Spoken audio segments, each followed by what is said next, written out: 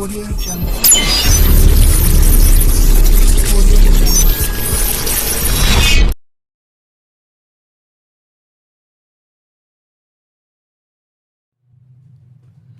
आज हम बात करने लगे हैं ख्वाब क्या होते हैं, ख्वाब क्यों दिखते हैं, डरावने ख्वाब कब आते हैं, ख्वाब किन सूरतों में दिखते हैं, ख्वाब किन सूरतों में नहीं दिखते। बहुत सारी बातें यहाँ पे जन्म लेती हैं। ख्वाबों की ताबीरें क्या होती हैं, किस तरह से हम ख्वाबों की ताबीरों को जज कर सकते हैं, और साथ में कौन कौन से इस्लामिक रेफरेंसेज हैं कि वो ख्वाब के जज होने के बारे में हमें बता सकते हैं। सबसे पहले तो हमेशा इस बात को याद रखें, बहुत सारे लोग इस अपना हमें मिलते हैं, वो कहते हैं मुझे ख्वाब दिखते हैं, मुझे ख्वाब नहीं दिखते। दो तरह के लोग मिलते हैं। तो ख्वाब उस बंदे को ज़्यादा दिखते हैं। नंबर एक बात तो ये कि जिसका डायरेक्ट इस्लामिक रेफरेंसेज हो, कोई नेक बंदा हो, कोई का डायरेक्ट दीन से मुंसलिक हो, डायरेक्ट अल्लाह की जात से मुंसलिक हो, तो फिर उसको ख्वाब दिखते होते हैं और ख्वाब में कोई ना कोई मतलब भी होते हैं। और वो ख्वाब अमूमी तौर पे सोमवार की सुबह को या फिर बुध की सुबह को दिखते होते हैं, जुमेरात की सुबह को। तो वो ख्वाब कोई ना कोई हवाला बता रहे होते हैं, उस ख्वाब में किसी हद तक सच्चाई भी पाई जाती है, उस ख्वाब में कोई ना कोई इशारा भी होता है। दूसरे लोग वो जिनको ख्वाब ज़्यादा दिखते हैं, जिनके ऊपर शैतानी ताकतें होती हैं, शैतानी वसवसे होते हैं, शैतानी हवाएं होती हैं, शैतानी चक्कर होते हैं, दुनिया के अंदर बहुत ज़्यादा उलझे हुए होते हैं, ईमान से खाली लोग होते हैं, इस तरह के मामलात और मसाइल होते हैं, तो वह उस सूरत हाल के अंदर उनको भी ख्वाब ज़्यादा दिखते हैं। अब ख्वाब दिखने की दो वजूहात तो सामने आ गई। अब जो तीसरे लोग बचते हैं उसके अंदर ख्वाब के दिखने का ज़्यादा ताल्लुक नहीं बनता। मिसाल के तौर पर जो तीसरे लोग बनते हैं उस बचते हैं, उसके अंदर ख्वाब के दिखने का ज़्यादा ताल्लुक इसलिए नहीं बनता क्योंकि या तो ख्वाब ज़्यादातर उलझने पैदा करता है उन लोगों के साथ जिसके अंदर शैतानी वसवसे ज़्यादा रहते हैं, उसको आके तंग करते हैं। वो शैतानी चक्कर के अंदर या शैतानी हवाएं होती है थोड़ी सी उस चक्कर के अंदर, या फिर ख्वाब उसको ज़्यादा दिखते हैं जिसके अंदर अल्लाह पाक की तरफ से कोई ना कोई इशारा वगैरह दिया जाता है, तो वो ख्वाब के अंदर हालत के अंदर मुमकिन हो सकता है, जिसको हम इस्तिखारा भी बोलते हैं। जिस तरह वो भी एक अल्लाह पाक की तरफ से ख्वाब के अंदर जो एक उस चीज़ का एक इशारा मिलना होता है, वो अल्लाह के हाथ मशवरा करने, खुदा की तरफ से कोई भी इशारा होता है तो वो बहुत सारे इस्लामिक रेफरेंसेज है कि वो रोया की शक्ल में दिखाया जाता है। रोया अरबी में ख्वाब को कहते हैं, जिससे मुरादी के ख्वाब दिखते हैं। अब जो बाकी लोग होते हैं जो कि दीन के हवाले से इतने ज़्यादा एफिलिएट नहीं होते, शैतानी वसवसे में भी इतने ज़्यादा एफिलिएट नहीं होते, ज़्यादा सोचते भी नहीं, ज़्यादा बातें भी नहीं करते,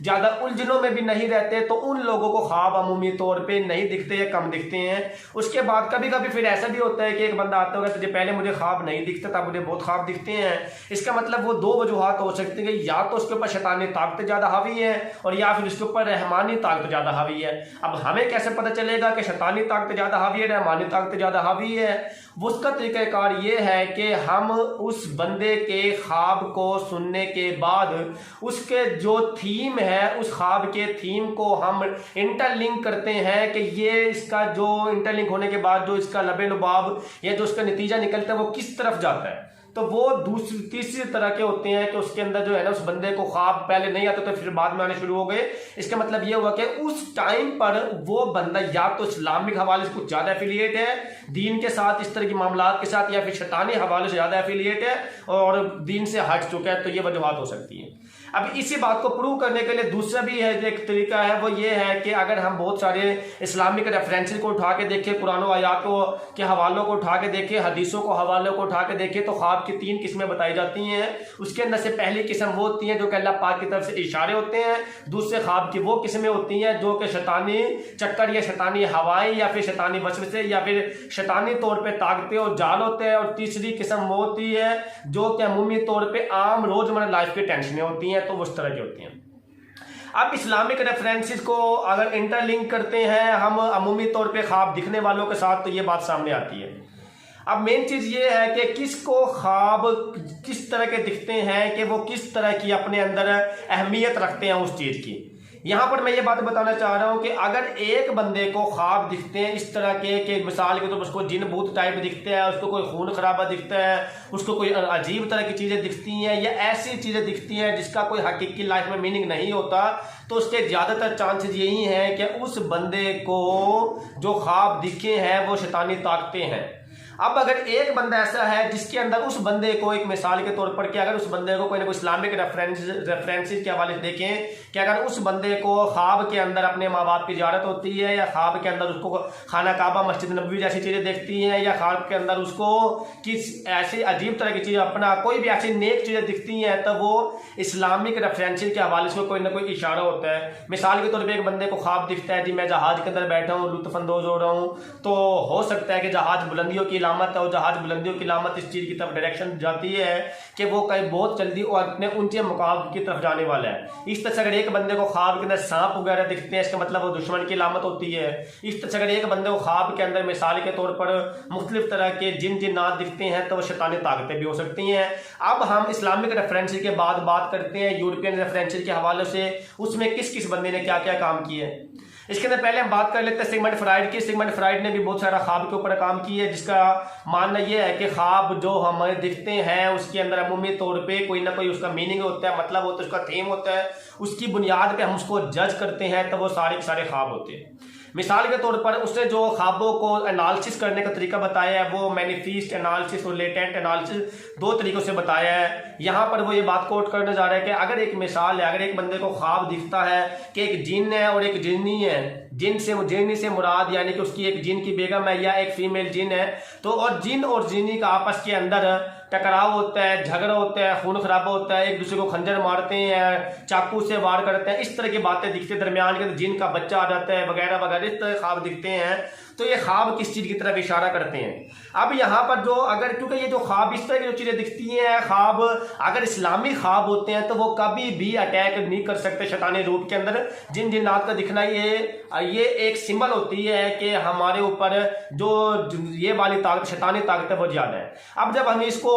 बाकायदा बैठ के एनालिसिस करते हैं, उसका तरीकाकार ये है कि इसका मतलब उस घर के अंदर कैसे इन्वायरमेंट क्रिएट हुआ पड़े जो झगड़े वाले हैं, और जो झगड़े वाले इन्वायरमेंट है, अल्लाह के हाथ सबसे ज़्यादा जो नापसंदीदा अमल है वो दो बंदों का झगड़ा है, मियाँ बीवी का झगड़ा है, या दो बंदों का आपस के अंदर सुलह करना उन्हें सबसे ज़्यादा खतरनाक होता है। अब जिन से मुराद उसका बाप है या उसका फादर है, जिन से मुराद उसकी मदर है या उसकी वालिदा है, और उस बच्चे से मुराद जिसने ख्वाब देखे है वो खुद है। अब आप लोगों का यहाँ पे ये सवाल भी हो सकता है कि जी जिन और जिन्नी, अगर उस बंदे के माँ बाप जिंदा हैं तो फिर क्या हो सकता है। तो देखिए जी, ख्वाब की जो स्पीड है ना वो 10,000 गुना हमारी आम स्पीड से ज़्यादा तेज होती है। तो उस ख्वाब के अंदर हम बहुत सारी ऐसी चीज़ें भी देख सकते हैं जो चीज़ें हकीकत में नहीं होती, या जिन चीज़ों का हमें हकीकत के अंदर नहीं पता होती, जो चीज़ें पहले थी हमारे साथ अब नहीं रही, या जो चीज़ें हमारे इमेज का हिस्सा बन जाती है। बहुत सारी चीज़ें अगर हमारे दिमाग पर एक दफ़ा आ जाए, हमारे दिमाग के अंदर नक्शा बना ले, उसके बाद वो चीज़ें अगर हमारे साथ ना भी रहें तो वो चीज़ें हमें ख्वाब की शक्ल में आ सकती हैं। क्यों?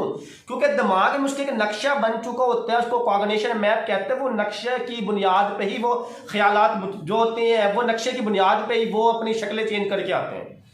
अब अगर एक बंदे को ख्वाब दिखते हैं सोमवार की सुबह को या जुमेरात की सुबह को, तो और तहज्जुद के टाइम के उस बंदे को ख्वाब दिखता है, और उसके बाद उसकी आंख खुलती है कि वो फौरन नमाज का टाइम हो जाता है या तहज्जुद का टाइम होता है, रात के 3, साढ़े 3, 4, साढ़े 4 बजे का इतना टाइम होता है अमूमी तौर पे। तो ये ख्वाब अमूमी तौर पे इलामतें होती हैं कि कोई ना कोई हकीकत की तरफ ले जाने वाली चीज़ें हैं, कोई ना कोई अल्लाह के कुर्ब की तरफ ले जाने वाली चीज़ें हैं। मैं यहाँ पे ये बात बताना चाह रहा हूँ कि ये इस टाइम के जो ख्वाब है वो अमूमी तौर पे सच्चे ख्वाबों की तरफ इशारा करते हैं, और इन ख्वाबों का कोई ना कोई मीनिंग और मतलब होते हैं। क्योंकि अगर हम ख्वाब के वाले से बात करें तो हजरत यूसुफ से लेके पता नहीं कितने हमारे तारीख के ऐसे लोग गुजरे हैं जो कि ख्वाबों की ताबीरें बासानी बता सकते थे, और वो कोई ना कोई अल्लाह की तरफ से उनको एक हिंट दे दिया जाता है, तो वो आपस में इंटरलिंक कर लेते थे। इसके अलावा अगर ख्वाब की सच्चाई होने की ये लामत भी मौजूद है कि अगर आप इस्तिखारा करके सोते हैं कि रात के अंदर जो है ना कहना उसका आखिरी 4 कुल या कुछ भी पढ़ के, और उसके बाद आप नियत करके सोते हैं कि अल्लाह पाक इस मसले का हल जो सही है तो मुझे ख्वाब में दिखा दे, तो वो इशारा बन के आता है। और वह अमूमी तौर पे जो इशारा होता है तो इसके बारे में कहा जाता है कि जो सुबह के वक्त उठ के जो सबसे पहला ख्याल आपके दिमाग में आए, या अगर तहज्जुद के टाइम पे आपकी आँख खुल जाए और वो जो ख्याल आपके दिमाग में हो, या जो अगर चीज़ आपको ख्वाब के अंदर रोया की शक्ल के अंदर इशारतन आए, तो इसका मतलब ये है कि वो ही चीज़ आप इंटरलिंक कर लेते हैं। अल्लाह से मशवरा करने की किस्मों में से है कि उस बंदे को वो ख्वाब के अंदर ही उस बंदे के मसले की डायरेक्शन समझा दी जाती है, और फिर बाकी उस बंदे ने खुद से समझना होता है कि किस तरीके से इस मसले को अब हल किया जा सकता है। अब आगे हम बात करते हैं कि एक बंदे को काफी ज्यादा अजीब अजीब तरह के ख्वाब आते हैं और ख्वाब बंद होने का नाम ही नहीं ले रहे, तो इसके हवाले से क्या मामला हो सकते हैं। तो चक्कर सारा यह है कि जब बंदा दिन की हालत में होता है, दिन में बंदा जागने की हालत में, तो वो कॉन्शियसनेस के अंदर होता है, शऊर के अंदर होता है, वो अपने बहुत सारे ख्यालात को दिमाग के अंदर जब आ भी जाए तो उसको आपस के अंदर टकराने से वो बंदा बचा लेता है। लेकिन जब वो बंदा बचा लेता है, जब वो रात को सोता है, तो वो बहुत सारे ख्यालात इकट्ठे हो जाते हैं। मिसाल के तौर पर जो बड़े बिजनेसमैन हैं या जो बड़े कैशियर का काम संभालने वाले पैसे वाले या जो बड़े सियासतदान लोग होते हैं, उनका अमूमी तौर पर इस तरह की बातें मामला हो सकते हैं, क्योंकि उन्होंने एक टाइम के अंदर बहुत सारी बातों को आपस के अंदर ख्यालात उनके दिमाग के अंदर होते हैं, बहुत सारे at a time repeated ideas होते हैं, बहुत सारे ख्यालात उसके दिमाग के ऊपर जो ब्रेन स्टॉर्मिंग कर रहे होते हैं। दिमाग के अंदर एक ख्याल आता है, फिर दूसरा, फिर तीसरा, फिर चौथा, इस तरह ख्याल चलते रहते हैं। तो फिर होता यह है कि जब बंदा कॉन्शियस होता है, जागने की हालत में होता है, शऊर की हालत में होता है, तो उस वक्त तो वो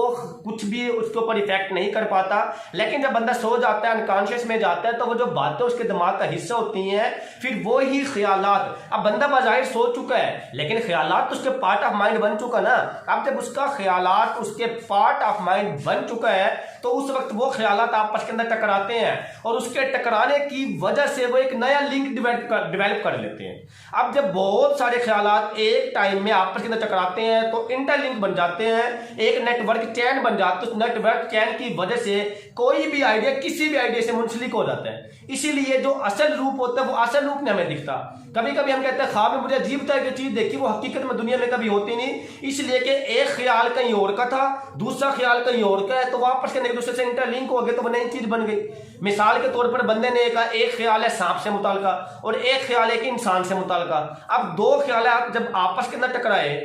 जो जाग तो वैसा नहीं होता, सोने की हालत में ऐसा हो सकता है, क्योंकि उसको तो पता ही नहीं है कि क्या चल रहा है सोने की हालत में। जब आपस के अंदर वो टकराते हैं तो हो सकता है कि वो एक ऐसे नए रूप को जन्म दे दे कि जिसके अंदर आधा सांप और आधा इंसान हो। तो इस तरह की जो शक्लें वगैरह, तस्वीरें वगैरह दिखती हैं, तो वो इस सूरत हाल के अंदर मुमकिन हो सकता है। अब बात यह है कि अगर आप लोग चाहते हैं कि आपको अच्छे ख्वाब दिखें और अगर आप लोग चाहते हैं कि आपको ख्वाब के अंदर अच्छे ही ख्वाब दिखें, उसकी अच्छी ताबीरें हों और इस तरफ हम अच्छे ख्वाब भी देख सकें और हमें ये डरावने ख्वाब वगैरह ना आए और इस तरह के कोई मामलात ना हो, तो उसके फिर बहुत सारे और तरीके हैं। और उसके और तरीकों के अंदर जो मेन तरीका है वो ये है कि आप लोग सोने से पहले आप एक प्लानिंग करके सोएं। आप इस्लामिक तरीके के साथ सोएं। आप सोने से पहले इशा की नमाज पढ़ के सोएं। आप सोने से पहले एक रेफरेंस करके सोएं। आप सोने से पहले मिसाल के तौर पर आखिरी 2 कुल वो पढ़ के सोएं, क्योंकि जो कुलाउजी रब्बिल फलक है वो जिन्नात से, जो कुलाउजी रब्बिन नास है वो इंसानी वसवसे से बचाती है, वो पढ़ के सोएं। आप आयतल कुर्सी पढ़ के सोएं और उसके बाद आप इस अकीदे से सोएं कि मेरे ऊपर दुनिया की कोई ताकत असर नहीं कर सकती सिवाय खुदा की ताकत के। अल्लाह की ताकत ही हतमी ताकत होती है और इसके अलावा किसी चीज पे यकीन ना रखें तो उसको अच्छे तरीके से या अच्छे ख्वाब आएंगे या फिर उसको नहीं आएंगे। अब कुछ लोग मेरे पास इस तरह के भी आते हैं, वो कहते हैं जी अचले ख्वाब तो एक समझ में आने वाली चीज़ है, बहुत सारी बातें करने के बाद या मेरे डिस्कशन के बाद वो बातें समझ में आ जाती हैं। दूसरा सवाल ये बनता है कि कई लोगों को कहीं टाइम नींद नहीं आती। एक बंदा आके शिकवा करता है जी मुझे 2 घंटे बाद नींद आती है, दूसरा मुझे 3 घंटे बाद नींद, चौथा बंदा कहता है मुझे तो यार आधी रात तक नींद नहीं आती, पांचवा बंदा चौथा बंदा कहता है यार मुझे तो मैं 3-4 घंटे लेता है तो फिर भी नींद नहीं आती, पांचवा बंदा कहता है यार मुझे तो नींद नहीं आती। तो बात यह है कि नींद क्यों नहीं आती, किस वजह से नहीं आती, किस तरह आ सकती है और कैसे मुमकिन है, ठीक है। ये एक पूरा का पूरा स्लीप थेरापी एक सेशन है और वो जो स्लीप थेरापी सेशन है उसको सुनाने के बाद, उसको आप तक पहुंचाने के बाद इंशाअल्लाह अज़ीज़ मैं दावे से कह सकता हूं कि आप लोगों को तमाम को बाकायदा और पूरी नींद आएगी, हत्ता कि आप लोग बाकायदा और मुकम्मल तौर पे सो सकेंगे। और इंशाअल्लाह इस तमाम स्लीप सेशन के हवाले से और नींद के हवाले से और नींद के पैटर्न के हवाले से और कैसे और कब सोना है, कितना सोना है, इस हवाले से इंशाअल्लाह मैं आप लोगों को नेक्स्ट वीडियो के अंदर तमाम तर बात तफसील में समझाऊंगा। इसके साथ ही इजाज़त दीजिए। अल्लाह हाफिज़।